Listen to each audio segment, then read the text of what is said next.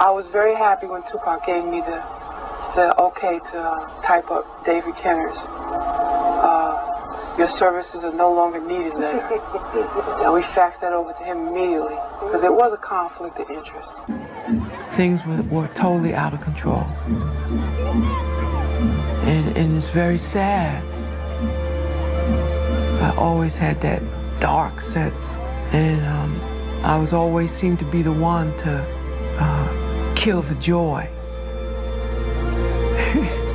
Everybody wanted to be happy and high and drinking, and I felt like they smoked too much weed. You know, the whole atmosphere was one of total disconnect to reality. But it was way beyond what he needed to deal with the realities of his life at that time. He had too much going on that required a lot of logical, level-headed thinking, and he wasn't getting that. I was trying to give it to him, but he wasn't listening to me. I didn't know who to trust, and I didn't trust Death Row. They have a get-rich-or-die ethos in the West Coast. Doesn't matter what you do as long as you're making money. Death Row made millions, yeah, but Tupac didn't see that money. First thing I noticed was that David Kenner, who was the lawyer for Death Row Records, was also Tupac's lawyer. And I said to him, "Tupac, that's a contradiction. You need your own lawyer." Tupac did not fire David Kenner until, I believe, August. So we went all those months with his business up in the air, no accountability about his money, no accountability about what was being spent, what was being recouped. So that's why we were always asking, well, how much money does he actually have? Well, every time we would ask for the audit, there'd be a new gift. There'd be a new car. There'd be a gift to the family. And these cars weren't even in his name. When Tupac passed away, that's the first thing Death Row did, was come and take the cars back. He didn't want to hear me telling him that, "Tupac, they're sending over roses, they're sending over cars, they're sending over gifts." I said, "Don't you think there's something wrong with that?" And he would go all the way live off on me and say, and basically saying, "I know it's a problem, okay? But I know what I'm doing." Yes. And it caused conflict. It caused conflict between me and him. It was a living nightmare.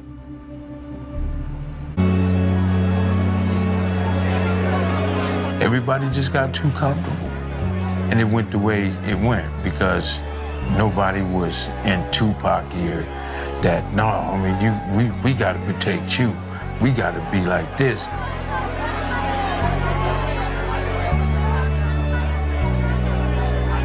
Let's say he just put the icing on the cake because now there's more fun. Now there's more Tupac trying to be like, you know, like the security opposed to being a rapper.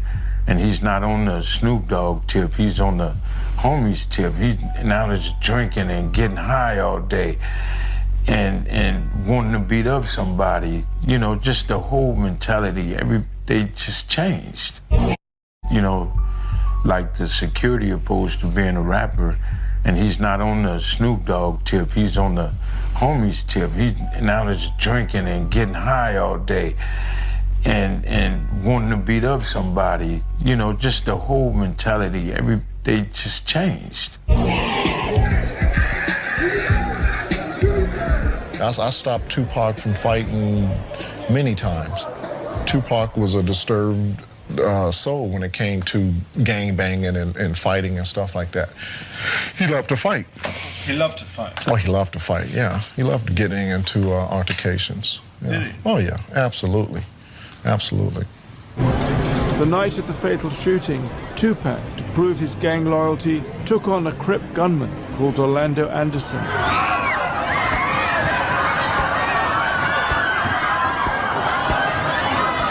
Orlando, a Crip gang member, was a long-term enemy of the Bloods. but it would turn out to be a fatal mistake for Tupac. Suge himself took part in the fight, for which he would be sent to prison.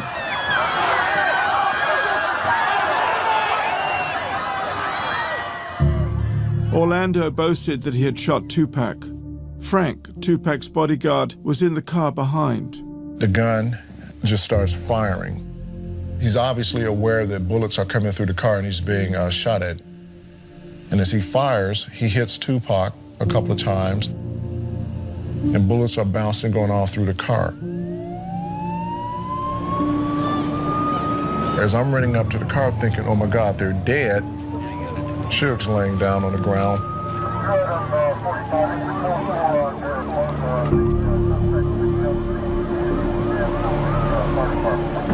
Tupac is still in the passenger side.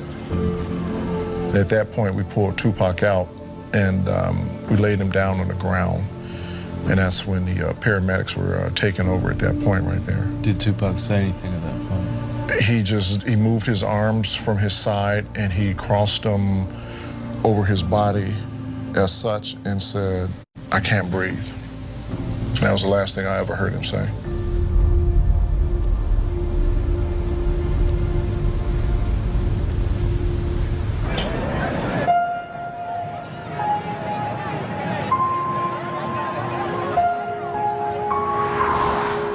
So we were there the 6 days, 7 days that Pac was living. We would go in the room and, pray for him to get better. Greg Kading, in his book Murder Rap, alleges the shooting of Tupac coincided with Keefe D, Orlando Anderson's uncle, and the Crips being offered $1 million by Puffy for protection. He claims that Puffy was saying, listen, I need you to do something about this conflict I'm having with Suge Knight and Tupac. And, I'm tired of having to look over my shoulders, essentially. Can you handle it? And, of course, Keefe D said, that's no problem. That's what we do. And Keefe D said, we wanted $1 million. And Puffy essentially is like, just whatever, just handle it. It was this war that Suge Knight had with Puffy Combs that cost so many lives. After Orlando shot Tupac, he went back to Compton bragging about it. You know what I'm saying? So we know who killed Tupac, for sure. And it was just a sad thing. You know what I'm saying? That these two guys brung gangs into, the Hollywood world, the music industry. You know what I'm saying? So it messing with. If you messing with a shooter, you're gonna get shot. If you messing with some fighters, y'all might get down. But it's gonna happen. That's the thing about it. He's gonna come back. And that's how Orlando was. He wasn't going for that. And it appears to be possibly a shooting. 18 months later, Orlando Anderson himself is gunned down and killed at this car wash in Compton. So according to sheriff's deputies, one person was struck by gunfire in Compton. Right now we have one down outside the car, one down inside the car. Not surprisingly, nobody in the community trusts the police, who are feared and despised. Not snitching to the police is so basic that even though he knew the identity of Tupac's gunman, Suge refused to cooperate. If you knew who killed Tupac, would you tell the police? Absolutely not. I mean, because I don't. Why not? Because it's not my job. I don't get paid to solve homicides. I don't get paid to tell on people.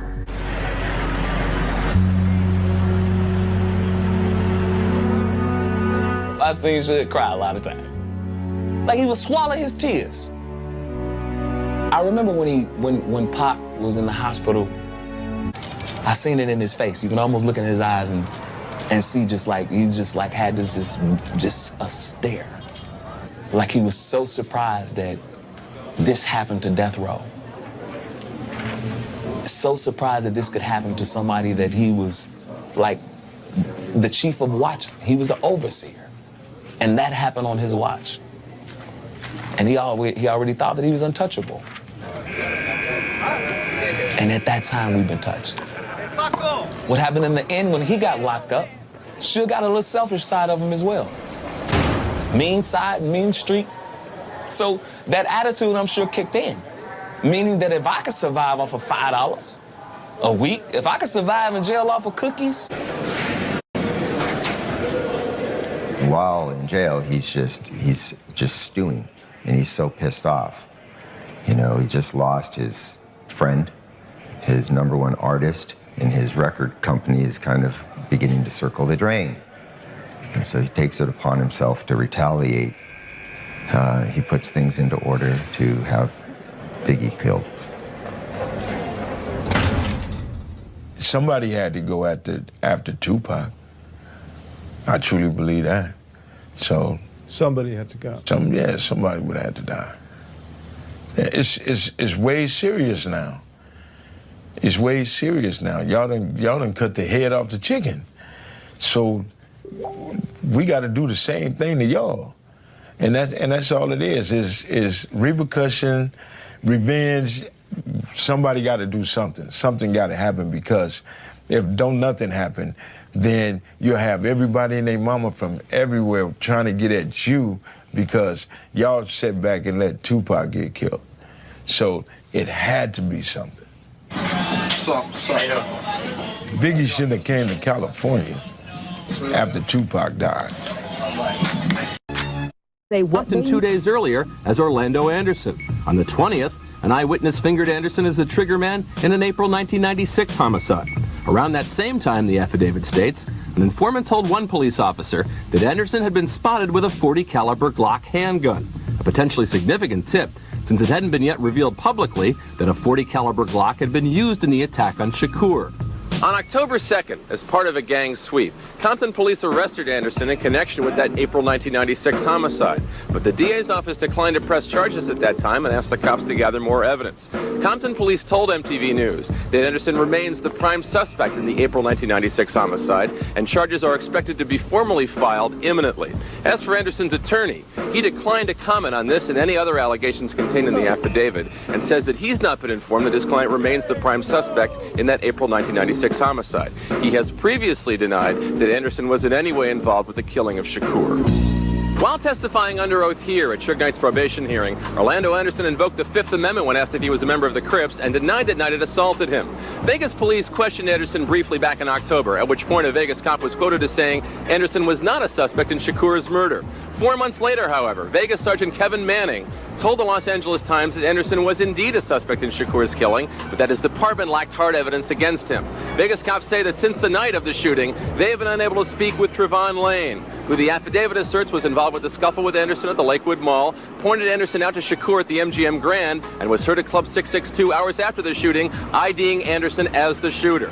Efforts by MTV News to speak with Trevon Lane were unsuccessful. In related news, on Tuesday, as the body of murdered New York rapper Notorious B.I.G. was driven through the streets of Brooklyn, the Los Angeles Times reported that Biggie's killer may also have been an L.A. gang member, one of Compton's South Side Crips. The Compton police document to which we've been referring also states that Biggie's label Bad Boy Records employed South Side Crips gang members as security. According to the Times, Biggie's killer may have believed that Biggie owed him money, and Biggie had been warned that his life was in danger if he didn't pay. That's the news for now. Stay tuned for more throughout the day here on MTV. Nothing but big things. Check the hit list. Still here, you're rocking with the best. Don't worry if I write rhymes, I write checks. Fuck with me, I drop $1 million on your head. Fuck with me, I drop $1 million on your head. Still here, you're rocking with the best. Don't worry if I write rhymes, I write checks. Who's the boss? Dudes is lost. Documentary that claimed, which we know wasn't true. Yeah, check this out. We don't talk about things that are nonsense. We don't even entertain nonsense, my brother. So we're not even going to go there, with all due respect, but I appreciate you as a journalist asking. Thank you. Because you listen, 7 years ago, I'd have been like, yo, did you hire somebody to kill Pac? But no, you do it like a journalist. Yeah, no, I mean, we wouldn't even get into nonsense like that. You know what I'm saying? It's nonsense. Which we never believed, by the way. Yeah, thank you. Another one I heard they snatched it, but they didn't take it. They got it. It was bullshit though. A little bullshit train. So that incident happens. And right after that, then the shooting that from the at the Lakewood, it was the shooting from the Easy when he came and his Rose got shot up. He thought that was us, I guess. That was after the Lakewood. Oh, that was after the Lakewood incident. Yeah. So they go back. Does Orlando tell you about what happened at the Lakewood Mall, or the homies? They say, "Hey, we ran The into." homies told me about what happened. Yeah. Okay. And that was, I think, one of the dudes was Trayvon Lane, or. Supposed to be. I don't know them dudes' kids to me. And then so that incident happens, and then and that was like what, a couple weeks before the Mike Tyson fight. No, well, with the that shooting in by the Paradise Club, that was about a month before the Mike Tyson fight. Yeah. Month. So that happens, and then did Suge ever call you and say, "Hey, you know, why y'all jump? You know, why you jumped some of my guys?" Or? No, I seen him the day before the fight. You saw him the day before the fight, and that was the first time you talked to him or saw him. Since that shooting night, that shooting on Santa Monica. So he never called you and said, "Hey, did y'all do that, or do you know who did it?" Nah. He just you felt like he assumed that y'all did it. No, I seen him the day before the fight. He was in his Rolls Royce, the same cars. Came, shook my hand. So now you guys are in Vegas, right? Yeah. You saw him at the MGM Grand? Yeah. The day before the fight. So you see Suge at the MGM, he says, "What's up?" You guys shake hands? Yeah. Yeah, we shook hands and shit. "What's up, big dog?" And woo woo. People, he made me look famous because all them bitches was out there. They like, "Who the fuck is this dude?" You know what I'm saying? Yeah. Gave me all that prop, all that love, you know? Shit. Like, he got to be somebody, you know? Yeah. Yeah. And so he was with Pac at that time? Yeah, they was out in front of the MGM. Okay. Yeah. And so you guys went up there, what, like 15 deep, 12 deep to Las Vegas? We was maybe about 10, 12 deep, yeah. And then you guys all bought tickets from a scalper for the Tyson fight. It was fight. all over, yeah. And then kind of the plan was y'all were going to go watch the fight and then meet back the cafe. up. At the cafe I don't know what it's called. It was a cafe in the MGM. Some 11A East Coasters came in there. Like, KVD, they just jumped on Lane. Like, who? They said, the Death Row niggas, Tupac and them. You gotta be bullshitting. They like, yeah. So they're like, y'all want us to roll with us? With y'all? Like, no, we cool. Yeah. You know what I'm saying? Because they was Crips too, 11A East Coast Crips, yeah. So we ran in the lane, and they like, man, one of the homies who live out here in Vegas, he like, I know where them niggas gonna be at the 662 Club. So we went up there. The whole van was acting like bitches. Not the whole van, but majority of the van was acting like hoes. So you're talking to Baby Lane, and he's saying he got jumped, and there was a local guy that told you guys that you knew where they was gonna be. I was one of the homies. We had a shop set up out there already selling birds. And the homies like, man, they've been advertising all week. They're gonna be at the 662 Club. Yeah. Do a little thing up there, concert after party. So we went up there, and we waited about an hour. They didn't ever show up. We left, went to the liquor store, got us some drinks and shit. So all them dudes in that van was acting like hoes and shit. Well, not all of them, but majority of them. I think you said in your book that you got tired of hearing them act like this dude, the police gonna kill us. Dude, you know this motherfucker? How the police kill you? I'm like, man, fuck him. You know what I'm saying? Yeah. So you ended up getting in the car with Baby Lane and them? I got in the car with the homies, yeah. And we ran into them. We went up to the light on Sunset in Flamingo. And dude was acting like he was in a parade or something. That nigga in that BMW hanging out the window. Hey, this Tupac, he's Tupac. And them bitches, they was hollering for him. And we like, there go that motherfucker. Came up on the side of him. And shit. So let's talk about that. So So you guys went to the liquor store, and then I think you said in the book, Big Meech was with you, like in the. No, that was a misprint. Oh, it was a misprint. That's it, yeah. Okay. So, so you was in the van. You guys went to the liquor store to get some bottles and stuff, and then you was in the van, but then you hopped in with Baby Lane, in their car. Yeah. Okay. And then so y'all get in, and then you guys are heading back to the carriage house. Was it?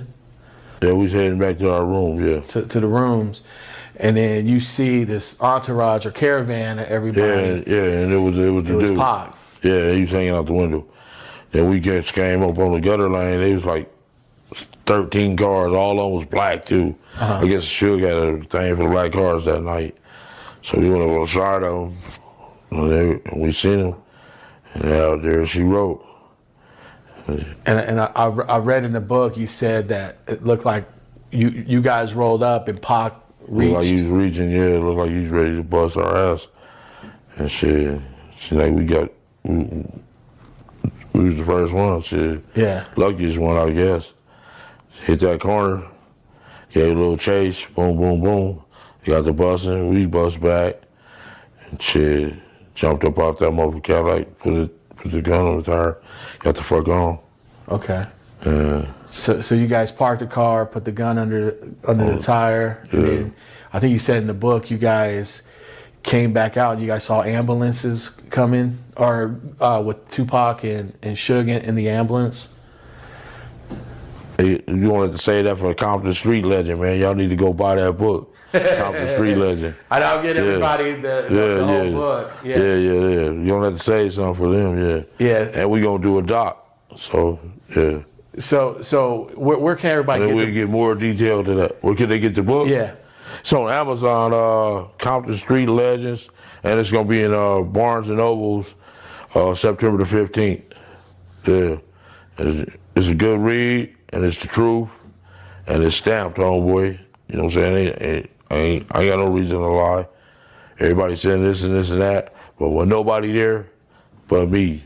Greg Caden wasn't there. Motherfucking none of them suckers was there. I was there. So Pac and Suge get shot up and they're heading to the hospital. And you guys head back to Compton the next morning? The next day. Next day. So you guys head back to Compton. You grab the car, which was a rental, right? Yeah. And then you guys head back, and are you guys getting any phone calls about like, hey, we heard it, you know, this, no, this, and none of that. That next morning, my Colombian partner called me. Back, and are you guys getting any phone calls about like, hey, we heard it, you know, this, this, and that? None of that. Nothing? It's just that next morning, my Colombian partner called me, told me to go meet him at the gas station on El Segundo and Lincoln right there. Sepulveda. It's a Chevron right there right by the oil refinery. We met there. He whipped out the LA Times and it say, "Keefy D nephew." He's like, motherfucker. You know what I'm saying? Y'all in trouble. So Suge said it like was Keefy. Suge, yeah. He the only one knew me. He told them people that. He told the police that Keefy D nephew. Oh, okay. Because I thought he didn't tell like who it was. Yeah, hell no. That dude, day one he said that shit. Keefy D nephew. Huh. He sicked the police on us first fucking day. So, yeah, as I said, I met the Colombian that morning. Well, he whipped out the newspaper all the time and said Keefy D nephew on it. He's like, man, you tripping. Yeah. Y'all going to jail. I'm out of here. And he just left me his little workers. So that kind of damaged my thing. So later on that evening, that Monday, about 4 o'clock, about 4:15, Reggie Wright Sr., he comes straight to my fucking house. He come up off of Greenleaf, ran the stop sign and everything, doing about 70 miles per hour. Jumped out, he like, hey, motherfucker, let me tell you something, motherfucker. I'm like, what? He like, motherfucker, you killed my son? I'm coming to get your motherfucking ass. Ooh. I'm like, man, fuck you. He like, I'm just telling you, motherfucker. And I'm like, man, fuck you. Get your punk ass out of here. What the fuck you talking about? Yeah. He like, I'm just telling you. So maybe about 3 weeks later, my nephew give me a call and say, meet me at Edie Fall's office, the lawyer's office, and bring 2 straps. So I get there, it's Suge, Reggie Sr., and Sergeant Reynolds. They up there, and they gave us $60,000 to say Lane didn't, to say testifies saying Lane didn't kick the dude. So why were they up there? To protect Suge, I guess. That was his motherfucking hitters, I guess. I don't know. Fuck them though. Do you feel like they was kind of like the whole Compton PD kind of was working on their payroll? Yeah, him and that dude. What's that motherfucker name? I was at MDC with him. His name is David Mack. This motherfucker was in the protected custody cell. Yeah. The morning that the feds did the raid on us, I took 70 of us to jail. Yep. He was in the protected custody cell, talking about, what up, KPD? What up, KPD? Yeah. I'm like, what? And I didn't even know who the fuck the motherfucker was. Once the marshals got on that elevator with us, they told me who that motherfucker was. Yeah, he's the guy that robbed the bank, right? Yeah. The police officer. One of the Suge boys, yeah. So you Baby Lane ends up taking his 60 grand, tells him that, you know, Suge didn't do nothing, and the judge still says. So I can see it's obvious that yes, I'm gave him 9 years. So at this point, has Puffy ever called you, say, hey, you know, was that y'all, you know, on the Tupac thing, or, you know, did he ever call you after that? I ain't gonna answer that either, big dog. Say something for the book, my guy. Okay. Yeah. All right. You know, so let's talk about Biggie. You mentioned that, you know, you liked Biggie. He was a cool dude. Ooh, yeah. And there was there was an event or a couple of events that Puffy invited y'all to. And you guys went to the events. The night Biggie got killed. The night Biggie got killed. Yeah. Yeah. He was there outside. That was at the auto. Peter's picture, not Peter Pritchard, but Peterson Auto Museum. Yeah. He said it, but he said no. But we knew that wasn't a big enough vineyard. But we knew we paid for funeral services for Pop. We finally found this, the Wilshire E-Bill Theater. I think it holds like 8,000 people. But we knew that wasn't a big enough vineyard. But we knew we could get people in and out. We was gonna do like a rotating thing where we just had a picture of him, like had a big memorial set up where people can go in. And we finally got all of that approved. And got all of that, got with the police. I remember me and George Papa G had went down and met with him. And we had LAPD traffic sergeant, and I mean, it was a bunch of people. And we figured we had it done.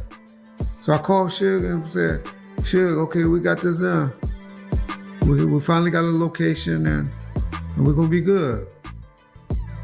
So I gotta remember, it was the heat and a war going on, and I wasn't even thinking like that at the time. With those Southside Crips and stuff, going back and forth with Compton and all of that. I don't know this. Suge never told me that that's the reason he said it.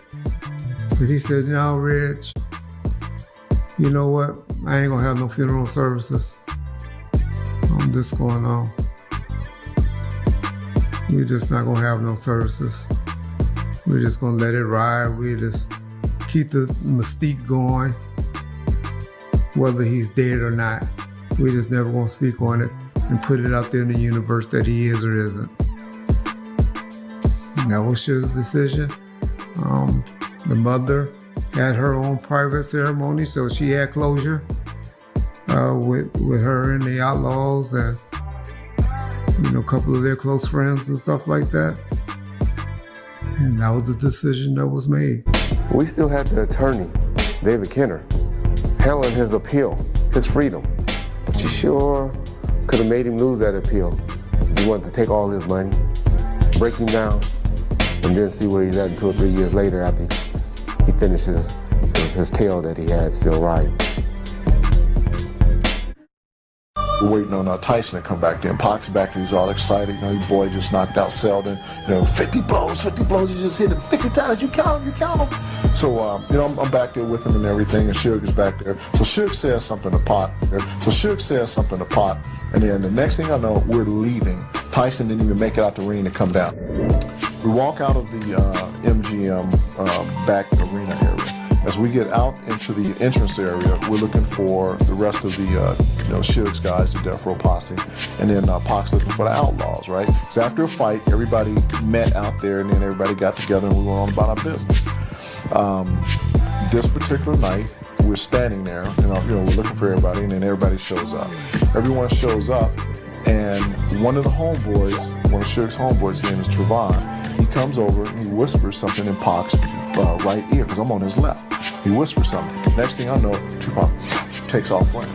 He took off running, and I went off running behind him, and when he turned the corner, there was this guy standing there. Little did I know who he was. He ran up to him, and he swung. And then the guy swung back, and then Pac weaved, and then Pac swung again. And at this time, there was like 3 or 4 blows thrown. Tupac had this medallion on that he had recently purchased, and it broke. When it broke, he went down to pick it up. When he went down to pick it up, I grabbed him. When I grabbed him, I threw him against the wall, so I had him out of the fight. This time, everyone else is running up, as clearly the MGM footage shows. The guy is Orlando Anderson, now that we know who he is. They're into this brawl. And I have Tupac against the wall now at this point. 911. Hi, my name's with Bell Transportation. I have a driver who was calling to report that there was gunfire. There was gunshots on the corner of Cobalt and Flamingo. Did you see anybody? No. I'm out on one right now. I got a couple guys shot. I need medical ASAP. 13 bike, your location with the 2. We're at the Boulevard in Harmon on this black alley right now. I need extra units up here now. Extra units now. Copy. King units, can you respond to the Boulevard in Harmon? Boulevard Harmon. Go 573. There's 3 units about 30 seconds away. We need medical to expedite. Got a shot victim. Expediting. Control, bike putting. We need fire department. I'm in a boat. We need to extradite the victim out of the car ASAP. We need either a crowbar or something. A possible suspect vehicle is going to be a white or cream 2-door Cadillac, newer model, occupied by 2 BMAs. Supposedly the suspect fired into the victim vehicle in the area of Flamingo. We're looking for a 2-door Cad, newer model, occupied by 2 BMAs, last name northbound Audrey. Apparently the original shots were fired at Flamingo and Audrey. So they're not all in custody. We're still looking for just that vehicle. So. Metro Police. Yes, I'd like the homicide division. I don't have anyone on the phones over there right now. How can I help you? Okay, this is regarding the Tupac Shakur shooting. And the guys are from Compton, California. And what? The guys that did it is from Compton, California. And 2 in Compton. You gave me one name. One of them was... That's the only one I know about. And he has been shot. He got shot right after Tupac got shot. Who shot him? I don't know. I'm not sure. The last time I saw my son Tupac was in a hospital bed in Las Vegas, Nevada. I had just gotten off the plane, and after I greeted everybody in the emergency room, and when I walked through the doors, I saw something that resembled my son, but really didn't look like my son the last time I saw him. The respiratory and gadgets hooked up to his ear, his nose, his eyes, his testicles, his toes. Metal zippers up and down his body from when surgery had been taken as part of his body out. So you would have half-hour visits, so you would just sit there and the doctor said that he could possibly hear you and that you could talk to him, but he just cannot answer. So that's what I did. I would sit in the hospital room and talk to my son. and put chapstick on his lips because the respirator made it very chapped.